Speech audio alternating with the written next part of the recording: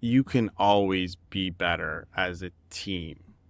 You can always be better as a recruiter. And so there's this state of like, what's one small thing I can do better every day? Or like, can I update one particular email template? Can I start adding a person's LinkedIn profile when I send an invitation for an interview instead of just saying, you're going to meet with Marty, as opposed to like, you're going to meet with Marty and you can click on Marty's LinkedIn profile? Yep. Or taking that further, how can, like, here's a podcast with our engineering leader giving people like and that's just a link. Like, you can always operationalize and improve. So hiring excellence is like the pursuit of it is that, in terms of like, the candidate had a great experience. Welcome to Offer Accepted, the podcast that elevates your recruiting game. Your host, Shannon Ogborn, interviews top talent acquisition leaders, uncovering their secrets to building and leading successful recruiting teams. Gain valuable insights and actionable advice, from analyzing cutting-edge metrics to claiming your seat at the table. Let's get started. Hello and welcome to another episode of Offer Accepted. I'm Shannon Ogborn, your host, and this episode is brought to you by Ashby, the all-in-one recruiting platform empowering ambitious teams from seed to IPO and beyond. We are here today with our guest, Marty Hauck, talent leader and founder of the People Group, a 4,000 plus member Slack group for HR, recruiting, and talent acquisition professionals. In addition to leading the People Group, Marty offers a variety of recruiting services through his fractional recruitment and HR consulting firm. Marty, amazing to have you here with us today. No, thanks for having me, Shannon. Appreciate it. Let's give the audience a little bit of background on yourself. Can you tell us a little bit about your current work? Yeah, so right now I have gone all in on the community.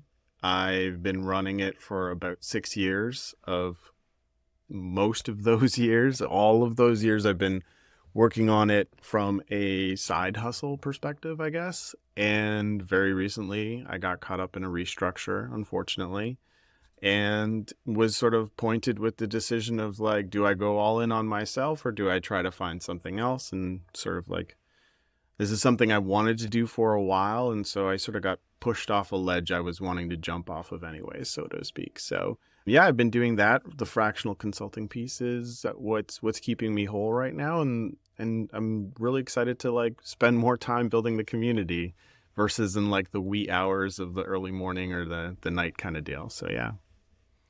Side hustle turned full-time is incredible. So congrats on that. Sometimes it's the restructuring is a nice redirection and you are forced to, like you said, pick and choose, like, should I just go all in or should I try to find something else? And I'm happy for you that you decided to go all in here.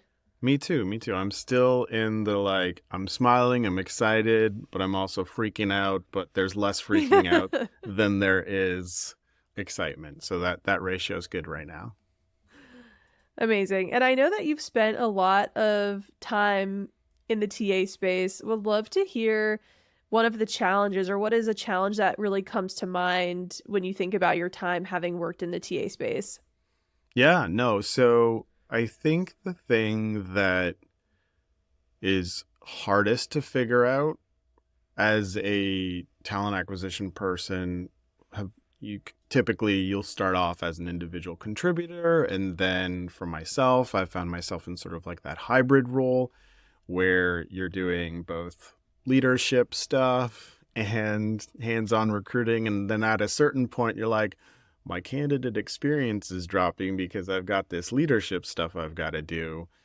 And it becomes a question. And then, eventually found myself in like full-blown leadership where I was like, cool, I'm just going to put on the leader hat and retire the hands-on recruiter hat, which was bittersweet, of course. Mm-hmm. And the biggest challenge, I think, for myself that I'd recently gone through, as well as like what I think everybody's kind of going through, is like, because headcount strategy is tied to the size of your team and the scope of the tools that you use on a regular basis. It's like having a strategy for how to manage that is probably one of the biggest challenge I figured out recently, or had a chance to kind of wrap my head around.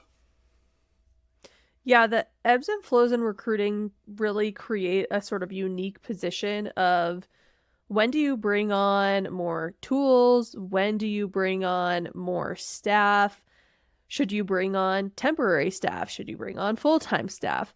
It's a lot more complex, I think, than people make it out to be. And it's like, how do you set your team up for success? How do you set the individuals up for success? So yeah, I feel like regardless of the market, the economy, I think this is an issue that for sure persists throughout TA. Probably most roles, but I feel like TA has more highs and lows than probably most other parts of the business do. Yeah, absolutely. There's a lot of predictability in most other departments. Sales, you can kind of sales is the most analytically tracked department out there, maybe apart from like finance in terms of tools and whatnot. So you have a good understanding of like when it's going well, when it's going poorly, and if you have a track record of like history or historical data, you're in a good spot. So totally agree with that. On the recruitment side, yeah, it's kind of tricky because oftentimes like headcount planning just in general isn't being done properly. And so it's sort of like the problem of like garbage data in, garbage data out, right? You're getting bad data from just like the triviality of it sometimes, especially in the startup space, where it's like, oh, we want to hire 50. Why did you decide to hire 50? It was a round number, and I like the number 5, and it doesn't blow out our numbers in terms of like funding. So, well, yeah, it's like, oh, it's what the hiring managers requested. It's like, well, hold on. Did we ever stop to think like, can the recruiting team fulfill that number with the capacity that they have? Like, are we just taking that number and dividing it by how many recruiters we have, despite that creates like a ridiculous goal for our recruiting team? Like, all of those things, I feel like it's like, oh, here you are. And you're like, oh, that's not going to work. So let's talk through that a little bit. But yeah, it's an interesting. So when you get into these positions, right? Like, let's just say you're in a position where you've been handed your recruiting team lead, your recruiting leader of sorts. You get, given this number of here's what we think that you need to hit, or here's what has been requested. And as a recruiting leader, like there's just no way with our current capacity that we can hit that number. Mm-hmm. Then what?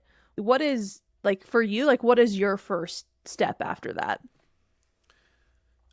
Yeah, the first step in anything when just period is the communication, right? Like, how is this going to be communicated to the team, right? Because yourself, typically as a recruitment professional, that are like, cool, I've got to go tell my team that they all need to hit this particular target instead of this one. And they're all going to tell me to go fly a kite. And on the other hand, the more important communication is just having the confidence, having the data, having a strong enough understanding of the business and recruitment and the market in general to be able to say, like, here's why what you're proposing doesn't necessarily make sense, and this is the reason. And to not only communicate that, but provide solutions. And that seems like very cliche in terms of an answer, but that's the first thing that I would focus on, is just communicating to everyone. You're like, you've been given this task. How do you present it in a way that's like accurate in terms of like, we're not going to hit this. Like the worst thing you can do is like, cool, I'm going to like, and maybe you're not 100% sure. Maybe you don't have data, right? Right. That's something to communicate. Like, listen, I've only been at the company for 3 months. You don't have a ATS that has reasonable data that I believe based on what I've, like, as a leader, you're kind of like deep diving into the information and none of the data makes sense. So it's like you can't base anything off of the pre-existing data. So therefore, you don't really have the ability to say, like, this is what the output on average looks like. Because if you don't have that, then how are you going to be able to forecast anything, right? I've found that being a yes person in recruiting is actually could be one of the most detrimental career moves, because you're constantly just fighting. You're kind of like up shit's creek without a paddle. You're just like, okay, yes, I can, because you really want to provide for the business, instead of giving pushback and giving solutions to what, why something may not work out. It's such a great point. The one to add to that is, like, it's okay to be a no person. That's literally the job of a product manager, basically, right? And they're allowed to say no to, like, crazy feature requests all day long and prioritization. How can a recruitment team not have that luxury or freedom, so to speak, right? 100% agree. Recruiting, people are probably going to get sick of hearing me say this, but recruiting is a business function just like any other business function. And I think where our gap is the rest of the organization seeing us that way. It's not us seeing us that way, it's the rest of the organization seeing us that way. So I'm excited to have all these conversations to really bring forth recruiting to try to get us a better seat at the table there. So let's just say you go to your executive and you say, hey, that's not going to work. Like, we don't have the capacity. And they say, okay, well, what do you need then? And you're like, okay, then what? Like, and that's a best case scenario, right? Like, what do you need? What can we give you? How do you come to a conclusion of, should we hire somebody else? Should we hire more people on the team? Or are there tools out there that will provide us that efficiency that will help us bridge this gap? How do you, as a recruiting leader, how do you make that choice?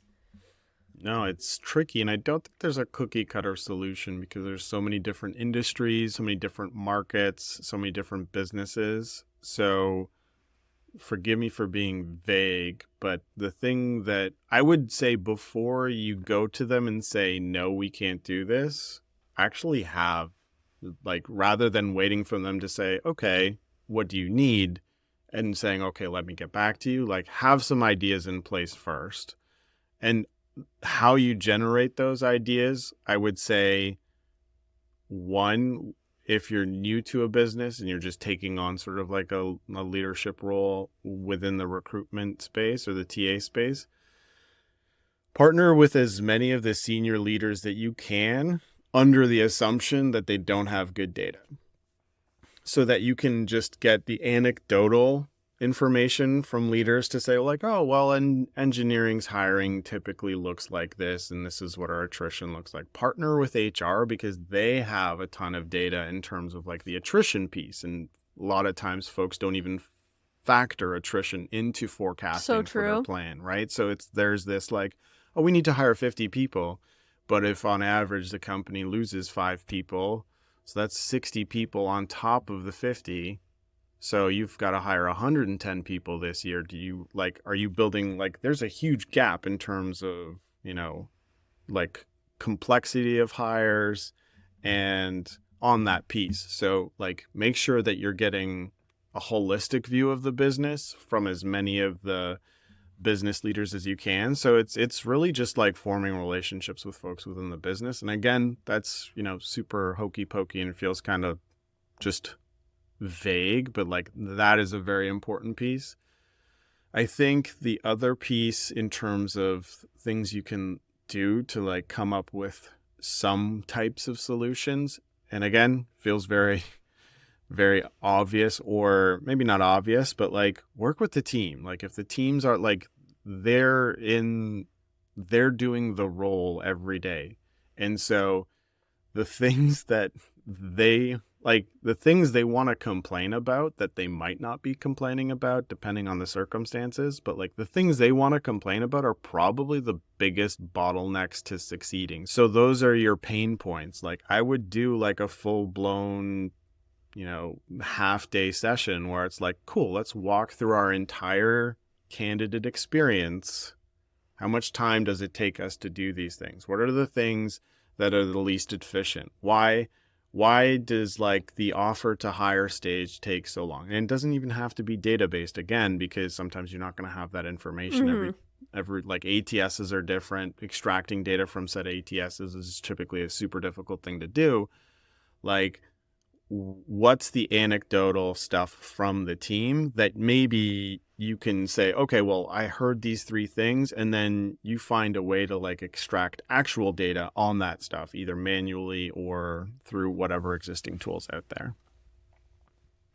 For sure. I think it's a great idea and completely agree. You have to talk to the people on the ground doing the work, because they could say, well, my biggest thing is that I can't screen enough people a week. So then maybe you do need to add a recruiter.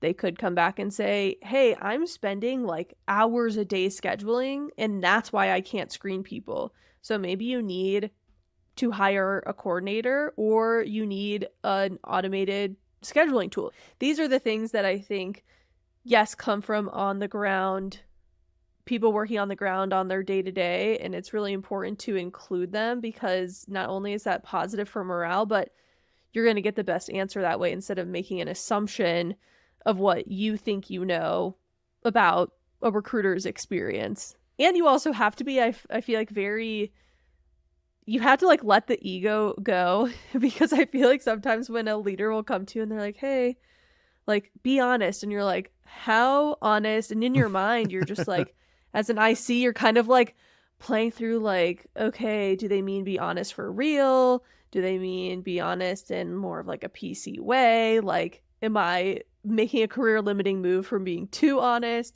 And so I think like making it clear that you actually are very open is an important part of that. Otherwise, people are just kind of like, oh, everything's fine.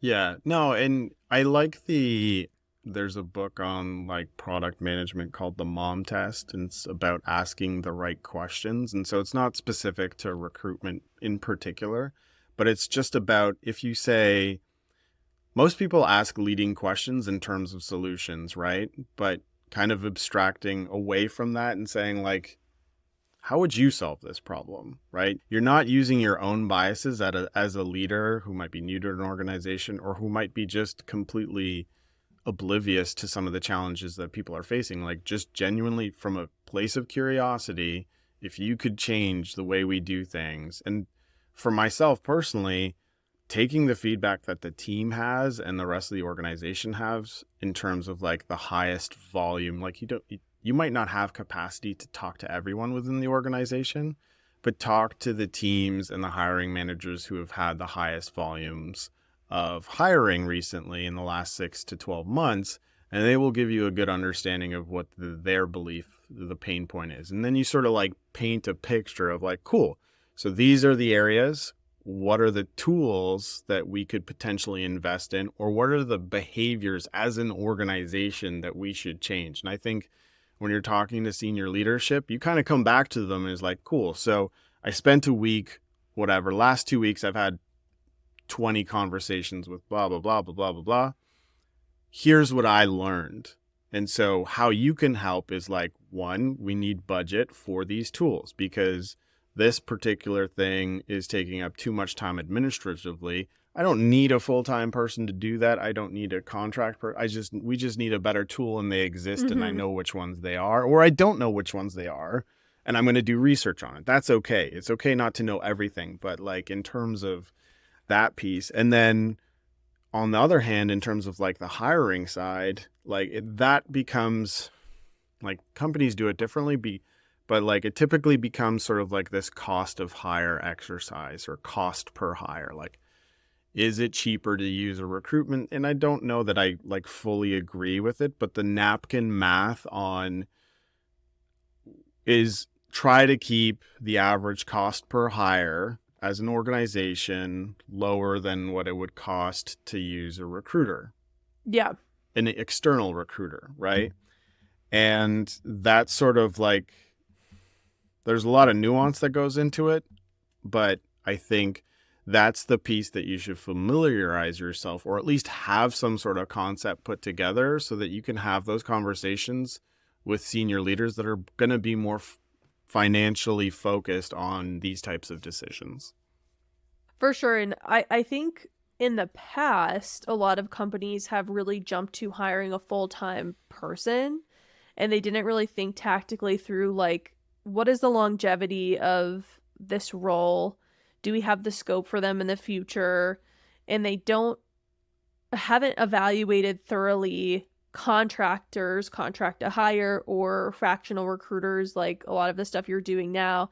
What I'm like really interested in is, how would you determine this for a recruiting team? So like, you've talked to your recruiting team, Mm-hmm. you are trying to bring a solution to your executive on, okay, we do actually need another person on our team, and we've decided that we need a full-time recruiter. Mm-hmm. How did you come to that choice? Or how do you Yeah. come to the choice of, we actually think that it would be worthwhile for this, VP search to just go ahead and use an executive search firm? Or we think that we have enough roles where we could bring someone on contract for 6 months. How do you decide how to fill that personnel on your recruiting team, and with what type of hire?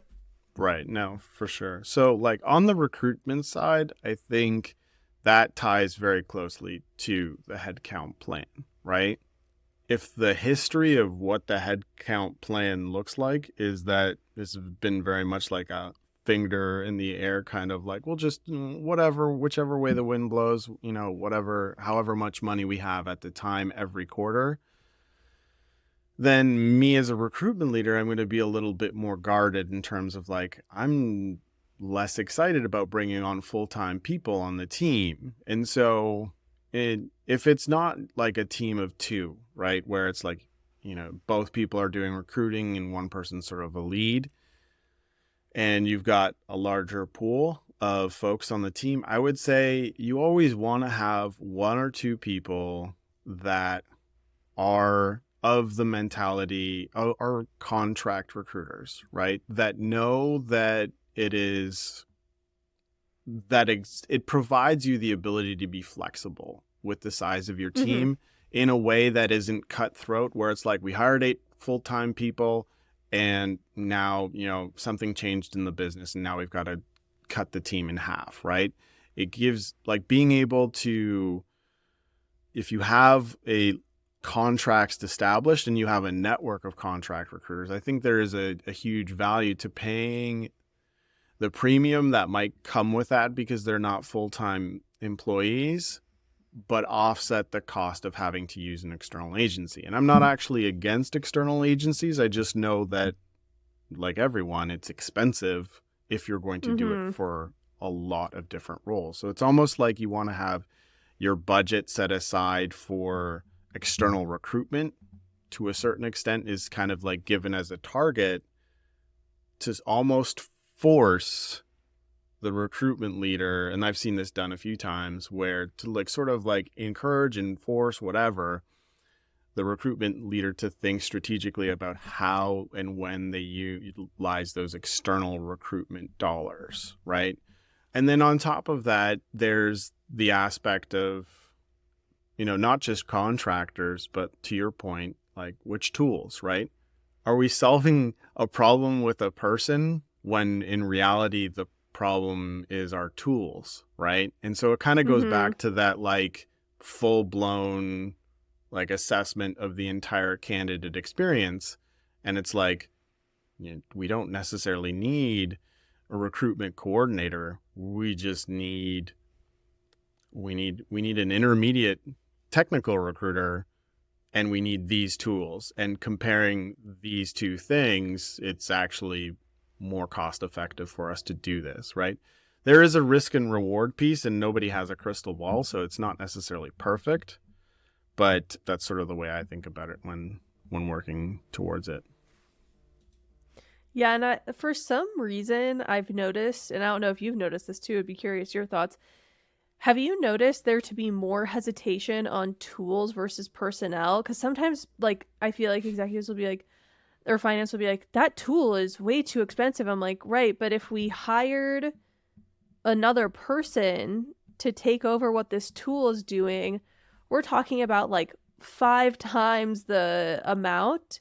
So I don't know if it's like the relativity to other tools, or it just feels like a lot to like pay that much for a SaaS product, or human personnel seems like worth paying for. Would love your thoughts on that, and also like managing up on the cost of tools. Yeah, that one hits. There's a lot of tools out there that save a ton of time. I had a leader once, and she gave me a really great example, because I'm a tools junkie, right? I'm like, oh, this came out, can we buy it? And she's like, cool, Marty, I just need you Relax. to like chill a little bit. Yeah. We're not going to get all the tools because we have a budget. I'm like, okay, yeah, business, I get it. Oh, right, that small thing. That part. It's not an endless coffer, okay. But she was like, let's just assume that you bring this tool on, and the tool works great. It does everything you say it's going to, but we still have to cut budget.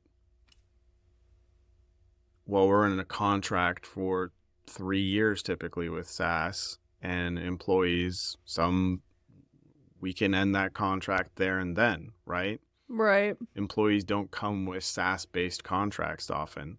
And so the question posed to me was, so if that's the circumstance you're in, and the tool's great, everybody loves you but who on your team are you going to tap on the shoulder and say, hey, we got this tool and you can't be a part of the team anymore? Like, that's not how it's going to be displayed. But in terms of like the question to ask yourself as a recruitment leader is, even if the tool works great, but if we had to cut further, just assume that there's some sort of like financial boundary coming in, because when is someone from finance really coming to the table like, yo, messed up on forecasting? Just like, you've got $4 million of extra budget for your department.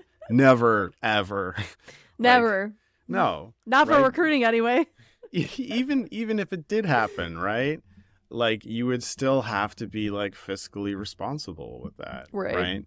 So it's the thought process of just constantly keeping in mind like this financial constraint and balancing between those two. For sure. That's a very interesting point that you've added. I'm a highly sensitive person, meaning I'm a highly emotional person a lot of the time. And so it's interesting. I've never actually thought about it that way, of like, okay, in a downturn, you have to cut expenses. Some things you can't cut because you're under contract. There's no way for you to say, we terminate this contract because we want to keep this person. So it's interesting to think about it in the more humanizing way of, if things were to go south and we can't cut this, we've made it part of our budget, like, who's going to be left in the dust? Never thought about that before, but it's very interesting, especially right now in this time that we are in. Yeah, no, shout out to Lorena Scott. She was the one that gave me that tidbit that I've taken with me. So thank you, Lorena Scott. Now everyone else gets to benefit from that great advice. Well, I know that you, as you had just mentioned, you are tools junkie. You like to explore new tools. You get excited about it. Would love to hear more tactically, like, how do TA leaders, or how should TA leaders evaluate tools needed to set the team up for success? Like, what is a good process tactically that a TA leader should go through when thinking about, after we've talked, after we've gone through the thought process of, okay, actually we do need to bring on a tool, and then what? What is the tactical guidance you would give somebody on evaluating tools?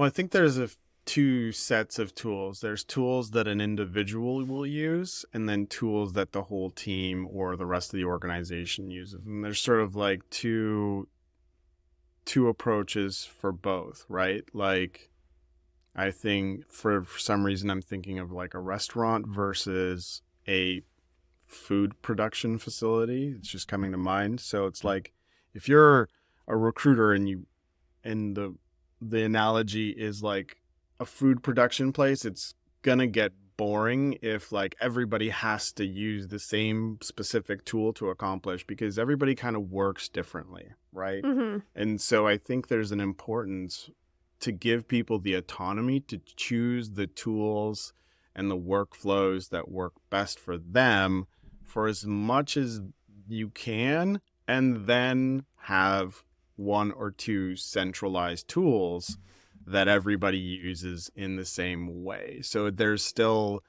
that feeling of like creativity in the process. And so assessing which tools make sense, like for the tools that the team is going to use and the organization is going to use, you start with the team, right? What tools have they used in the past? What's the budget that exists? What level of scale is the company going to be? Nothing has stung me more than choosing a tool that the team is going to use that does not scale gracefully. And I've used ATSs that were great at the 50 to like 100 stage. And then once you got to like international and global, and it's just not a pretty sight and becomes frustrating. So knowing what the business outlook is going to be in terms of like, are we acquiring companies? Are we going to be outside of the geography we're in right now? Those actually have really valid impacts to making like a team-based decision. For the independent tools, I think less specific on like, these are the tools you need to use, blah, blah, blah. The one thing I realized as a recruitment leader, and I haven't been a recruitment leader for like a crazy amount of time. It was like 3 years of like, cool, I'm no longer doing phone screens. That was such a sad period of, mourning period of no longer being able to like, they're not phone screens, but they're screening calls as a recruiter. But the thing I realized was there were people on the team that were tool junkies or just like avidly, like always trying to find the next best thing. Mm-hmm. And that was just like productivity tools. Yeah. Have like empower that person on the team to educate others, because you might not be able to do that. For myself personally, that's something I gravitate towards. But I also found that because I'm no longer hands-on with the tool on a day-to-day basis, and I'm not doing the screening calls, and I don't have to be on LinkedIn all day, I'm in meetings and spreadsheets and all that other stuff, you want to have one or two people on the team that are just naturally gravitating towards like, what's the next thing, so that they can educate the rest of the team as well. Because if you don't have that person, then it's sort of like, cool, it's going to be status quo and nobody's going to really seek to like evolve. And like, it doesn't mean you bring on every cool tool, like, oh, right. Again, budget, implementation, all this fun stuff. But at least you have a culture on the team of how can we do things better. And that comes from the leader, as well as having like influencers on the team that will sort of like lead the rest of the team towards that. For sure. I've really appreciated all of the people that I've worked with over my career who love productivity tools, because I'm just like, I'm not even an organized chaos person. I'm like a disorganized chaos person. So I'm like, somebody help me, like my inbox, like my spreadsheets, like I need help, y'all. Like, please, someone help me. And there's always been someone on my team who's like, just like a productivity like tool guru, and they come in and they're like, oh, have you tried this tool? I'm like, no. And then like, all of a sudden you're like, wow, my life is so much better because somebody was able to show me this. So I shout out to all the productivity junkies out there who've showed me the way. I'd love to hear, like, just to kind of like wrap up this topic, I'd love to hear more about like, what questions should people be asking to themselves, to their team, to the organization at large in determining what tool is a best fit for their organization. So say you are bringing on a new ATS or like recruiting productivity tool, what questions should be part of that like discovery process to determine what is the best tool here for us? Because it's different for everybody. Yeah. What are the non-negotiables for the team and the business, right?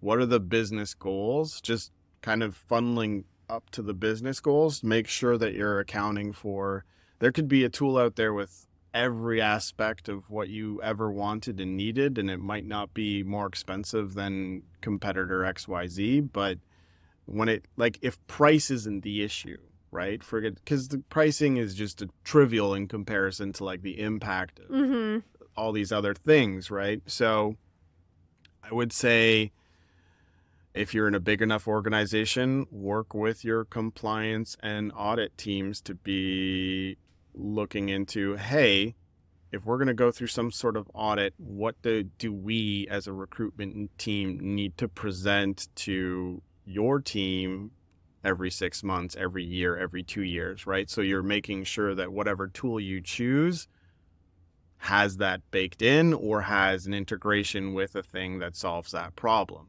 If you're at a smaller company, you're probably not worried about that at the moment. You're probably not even thinking about that. If you've never had to deal with that, compliance and regulation, typically with SaaS, there's some form of compliance in any tech startup that you're working with, or most things are regulated. That just seems to be the case in some way, shape, or form. So factor that in, because I feel like that's like one of the things that gets left on the table, and hopefully all my compliance and regulatory friends are like cheering, saying like, yeah, you remembered.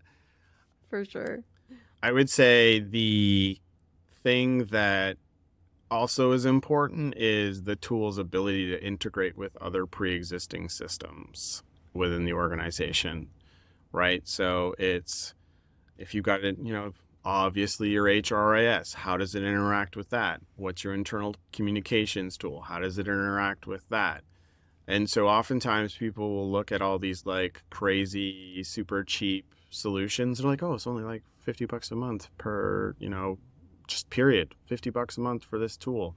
Like, cool. How many other tools are you going to have to implement and manage, like, in order to balance all that out? So if you, almost to a certain extent, if you think something is like too good to be true, then you're probably going to pick up the costs in other ways that you weren't expecting. So there is a kind of going back to the point we were talking earlier, it's like, what is the cost to the business of like doing all these things manually versus like getting one solution that has everything or most of the things you need? And the most important thing is like, what's the 3 to 5 things that are most important? If you get that right in one particular ATS, you should be all right. And it's okay. Everybody has some sort of like Frankenstein stack of like, this is how we accomplish what we accomplish.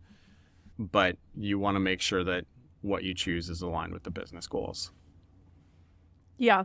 And I think recruiting looks better for it if it aligns with the business goals, not just the recruiting team's goals. And it shows a more like good faith collaborative effort that like, we're trying to make this work, like bringing on recruiting tools, especially now that we're in this AI age, like the compliance stuff is huge. Security and privacy is huge. And that's, even for our business, we have like at Ashby, we have a lot of companies that spend a lot of time with like their legal and compliance team. And so there's all these factors you have to consider of like, okay, well, how long actually is it going to take us to get this tool implemented? Because it could take us a long time to get through procurement or whatever the case may be. Then we have to train people, not just recruiters, but we also have to train interviewers and hiring managers and executives. And so it's interesting to think about like onboarding people onto those tools and how quickly you could do that. And will it actually make sense for the business as well?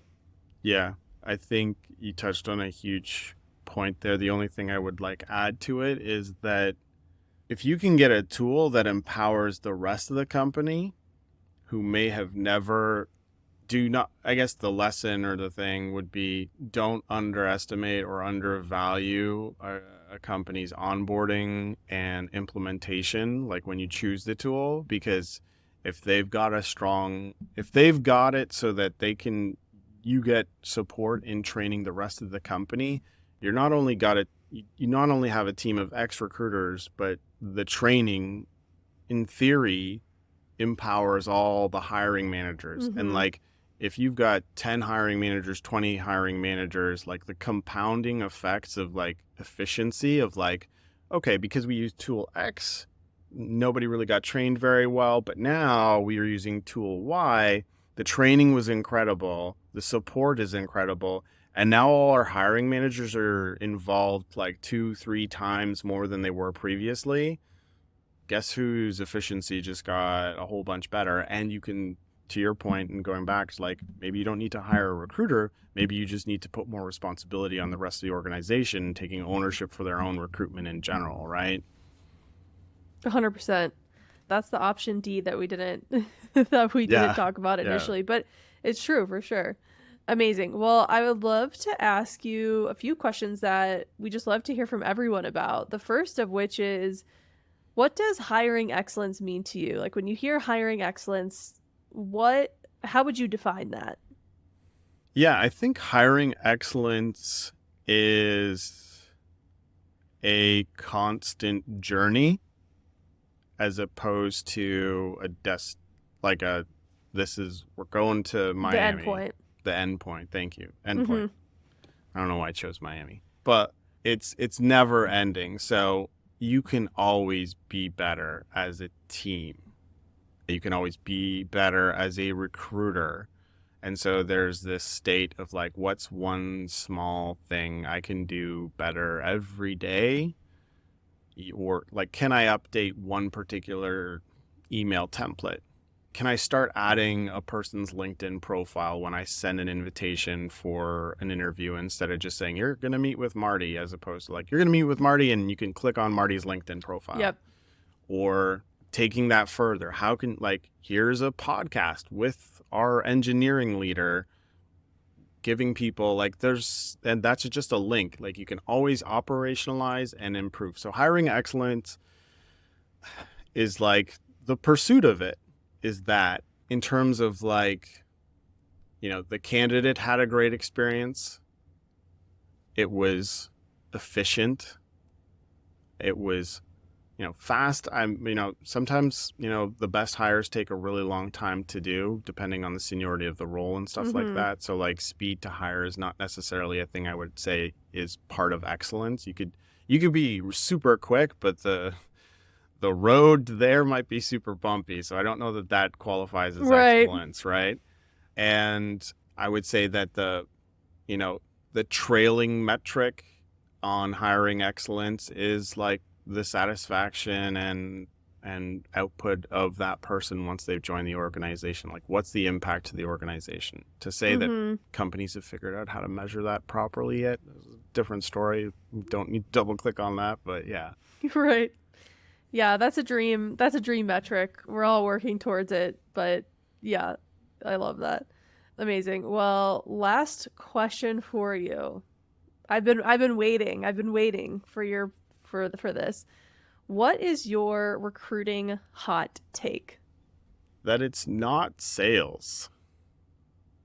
And I just came up with that on the spot because it was very different so I'm gonna have to elaborate, but I'll try to keep it quick. And yes, that's a contradiction to like even just what I believe to a certain extent, but it's not something. Yes, you're selling the company, but the decision is theirs. Like, don't so often on the external recruitment side, but then you see it on the internal side as well. So often it's like, don't convince, like, let them do the convincing. Find the right people who are interested in the organization, versus like, yes, there's aspects where you need to like, maybe it's that they don't understand something about the business, so you're clarifying what they need. But the second you start misrepresenting, and this is the part where it's probably not like a hot take necessarily, but like you're not trying to cover anything up, right? Like if I've seen job descriptions now start to say like what you're not going to like about this opportunity, where they start getting really authentic about some of the problems with the company. Not problems, but like here's what you can expect and this is the messy stuff, right? Yeah, no job is perfect. That's We know that the inherently, but it's not discussed probably enough. Because people think that it's sales. I think it's like, cool, we got to just find a way to get person, butts and seats, right? Person A needs to join. And so I would say it's more like the more you can go in, nothing is better than like saying, hey, you know what? I listened to everything you said and we would be lucky to have you. But here's this one thing that you said that just does not align. And I think you should talk to this person at this other company because you're going to join and that one thing is going to, so don't It's going to eat you alive. Whatever it is. Right. So yeah. And the long term, like most people are in companies for 2 to 3 years or whatever, right? In tech anyways, like 3 years at a company is like 40 years in any other company. And that person's going to appreciate your candor, your honesty, and your just humanness to say. And so when you do have a role that aligns, they're going to say yes. And so, yeah. Yeah. Very interesting take. There are some hot takes that I feel like are more common. This is a very different one. I love this. I've gotten lots of amazing insights today. Yeah, you nailed it. Lots of amazing insights chatting with you. But I think we're coming up on our time. So I would love for you to share where people can go to learn more about you and also more about the People group. Yeah. So if I'm on Twitter at HAUCK, one Hauck. I'm on LinkedIn. Big Twitter guy? Yeah, unfortunately. Not in terms of the platform anymore. I've just been on it since 2008. It's like a sunk cost thing. So yeah, LinkedIn, the peoplegroup.com is a mouthful, but it's also the place to go if you are a HR recruitment or operations person who is seeking community. We're one of the most engaged communities out there. And yeah, you can find me on Slack there and ping me anytime if I can be of support or assistance. Yeah, and I will say from personal experience, I love the People group, so I would encourage any and all to join. Well, Marty, again, we really appreciate you being with us on Offer Accepted. Appreciate you spending some time with us. Got some very valuable insights. Thank you, everyone, for listening, and we will see you next time. Thanks. Thanks for listening to Offer Accepted, the podcast for ambitious recruiting professionals, brought to you by Ashby, the all-in-one recruiting platform. If you enjoyed this episode, be sure to follow and share with your TA community. We'll see you next time.